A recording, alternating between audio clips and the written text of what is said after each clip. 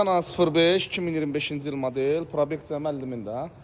55.000 70 avtomobildə görürsünüz sökülüb qarşısı. Niyə sökülüb? Deməli, alim ustamız məsləhət görüb ki, pet içəri soyuq verir, buna alın dərman tökün. Maşın sahibi yanımızdadır, səsi düşəcək qardaşım. Qardaş, niyə gəlib? Nə oldu? Nə hadisə baş verdi? Pet 2 gün işlədi, yenə soyuq verdi. Yox, sizdə salon pet radiatoru soyuq verirdi havanı. Pet. Dövrəyə yox idi. Dövrəyə yox idi. Yaxınlaşdın usta yanına, dedi ki, dərman alaq tökək, antifrisin içinə, peti yuyacaq güya ki. Sən də aldın, tökdün. Aldım, tökdüm, tutuldu gözlə. Aldı, tökdü, tökəndən sonra bunun içində seksiyalar var. Buna dərman tökmək olmaz qətiyyən belə halda. Seksiyalar doldu, maşın tez gətiriblər yanımıza. Yaxşı ki gətiriblər, yoxsa avtomobil qızdıracaqdı. Belə ustalara və belə işlərə getməyin qətiyyən uşaqlar. Görürsünüz, baxın. Çanqanlar 1, 2, 3, 4. Bu da bizim radiatorumuzdur. Bax, buradan bunun seksiyalar var. İndi bu təzdən getməlidir, açılıb şuplanmalıdır.